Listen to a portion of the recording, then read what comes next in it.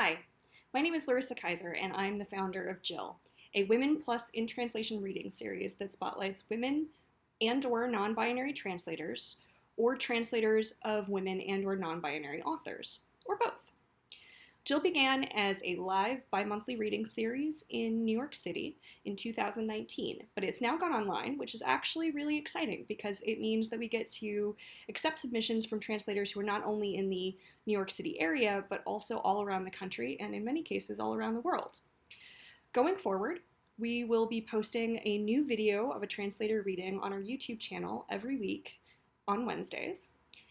So if you have work that you're interested in sharing, either work in progress or a really polished work, something that's published, something that's unpublished, it's entirely up to you, please get in touch. You can find out more information about the series and how to submit at jillreadingnyc.com, or you can email jillreadingnyc at gmail.com with any questions you might have.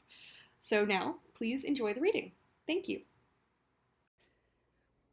Hi, I'm Jill, also Suzanne Jill Levine. Anyway, I'm here because Larissa has very kindly invited me to read some texts of mine for you. So here we go. I'll read a poem from which I translated from a little chapbook I did of a Nicaraguan poet, Pedro Solís. He wrote these poems actually to his wife, who had been diagnosed as bipolar. And this poem is called "Don't Go Down There." Don't go down there. Let your mind sail on with its deep fretwork. Don't let the murky abyss of harsh humors undermine your head. Don't sink into the absence that obsesses you and sways you in that war against yourself. Look in the dark at the shiny mirror, I insist, at your side. Like a soldier set to find another fallen man wounded in battle. Rediscover my voice, muted to the level of your decline. Let me keep you company in that labyrinth of mist. Let's see if there's another one here that I might want to read. It's kind of a nice one. I bring you words. I know, my dear, that you feel beaten down. This is why I bring you a blue word like the ivy of incense rising from the heater, a green word like the mossy foliage that gives life to the boulder, a word red like resin but more fragile like a blush. I made the word indifference kiss the leper. Others hate betrayal. I piled together with the word ash. Some, like oppression and poverty, I put together with a burning word, words that burn us by making us tremble with apprehension, usury, wall, dictatorship. I also gathered for you, my dear, words to make you smile, caress, flowers, music.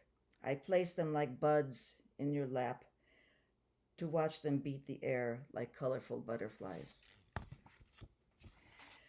I'd like to now read a piece that's an anecdote from my life, very small one. This is part of a book I'm writing of personal essays and sort of vignettes or anecdotes. So this is called Susan in Person. When I first met Susan Sontag, she was sitting against a window, lounging really, with her long legs resting casually on the windowsill. I thought her very striking in her classic black turtleneck and pants, her thick black hair with the white raccoon streak. I was too intimidated to approach her, but finally did when she glided over to the table covered with tempting bagels and lox and salads. This was 1977, and we were at a fiction collective brunch party in Mark Mirsky's then East Village pad, where he and his Norwegian wife Inger They were the editors of fiction magazine, were celebrating their marriage. It was one of those walk-up apartments where the bathtub was in the kitchen, and when I greeted her, postponing my desire to prepare my bagel, lox, onions, and cream cheese, the first thing she said to me, the main thing she knew of me, I guessed, was that I was Manuel Puig's translator, was a question. Is Puig queer? She was already famous, unless her interlocutor was her equal in aggressive chutzpah, for leaving her hapless interlocutor, in this case myself, speechless. I think I only managed to reply blandly, of course, with a weak smile, but she was obviously awaiting a wittier comeback, maybe, from a translator of great writers such as myself. What stopped me short, or at least tied my tongue, was 1. Wasn't she queer? 2. How could she not know that he was gay? But even more so, she didn't ask if he were gay, but rather if he were queer, which at that time was not fashionable as it became later on. In the late 1970s, it was still a derogatory term, though more polite, of course, than fag. This was, I later thought, clearly a moment of Sontag's talent as a trendsetter. At that very moment, I was convinced later, she was reinventing the term queer as a radical gender, cool, and intellectual category. And of course, the world would soon follow suit. Okay. So those are the few texts I have. I just wanted to give you a few minutes, but I may come back for more. But in any case,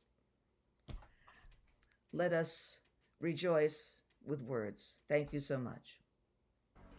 Hi, this is Jill again, and I'd like to bring you part 2 of my reading, which is essentially going to be translations of women poets that I've worked with, and I've worked with a number.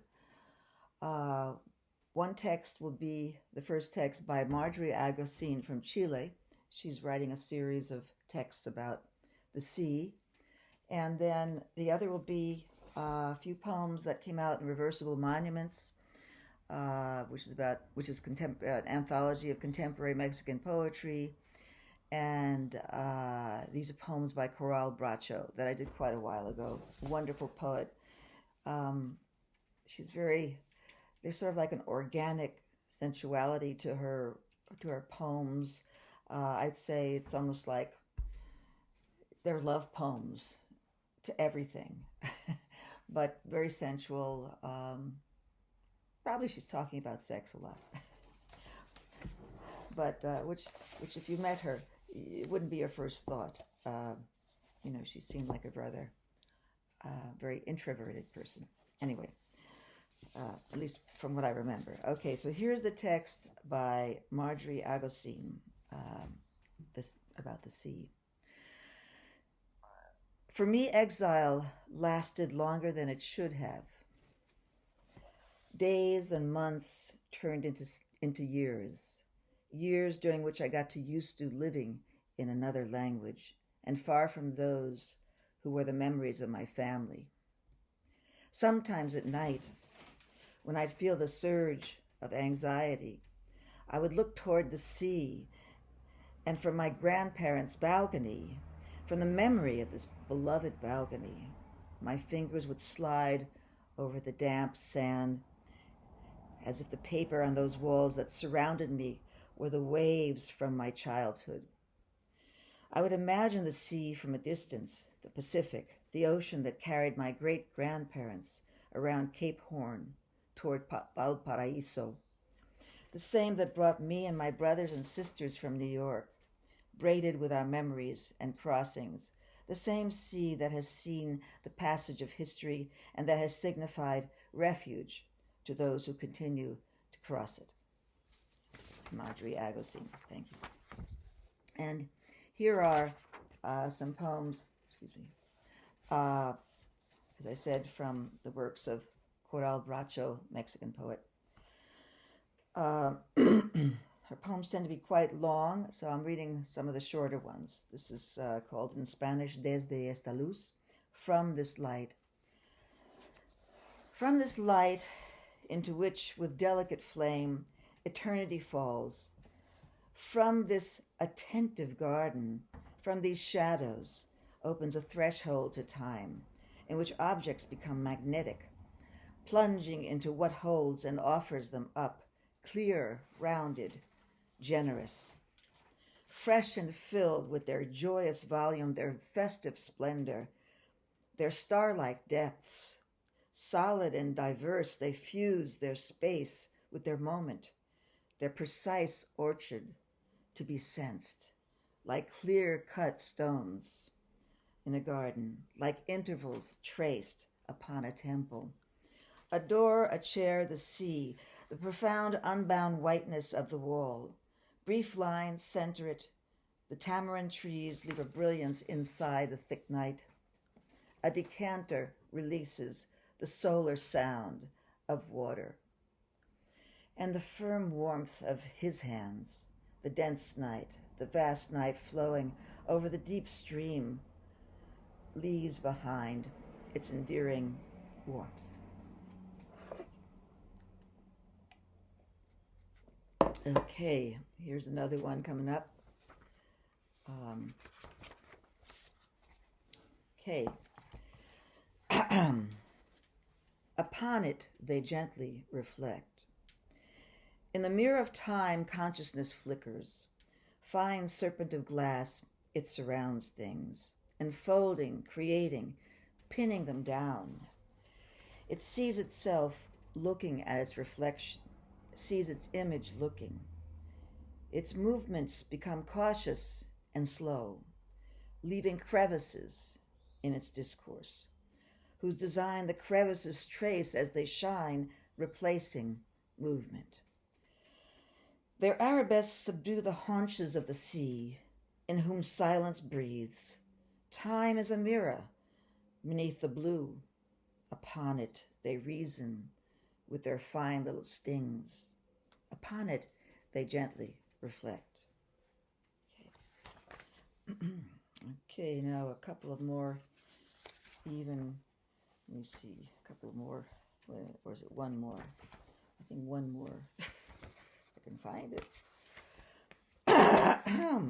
Okay, here's one I'll read called Piedra en la arena, Stone in the Sand. Two play with a stone that emanates light. They caress its smooth surface, dense on the white sand. They contemplate, cover it. They gently make it turn. Suddenly, one of them grabs it, throws it away. They look for it again. The pleasurable anxiety they feel looking at it again bursts forth. Once more it must be found. The one who thrusts it away always welcomes it back, shouting. The other already looks upon it as if it no longer existed. Okay, well, I'll do maybe just one more, which is Una piedra en el agua de la cordura, a stone in the water of sanity. A stone in the water of sanity plummets into the latitudes, holding us between perfect circles. At the bottom, the thread of sanity hangs in the shadows between this and that point, between this point and that if you swing over its rhombi, you will see space multiply. Beneath the brief arch of sanity, you will see dead, even clear-cut gestures if then you get off and sit still and see yourself swaying. Okay, well, thank you again for your patience, and ever onward to Jill. Ciao.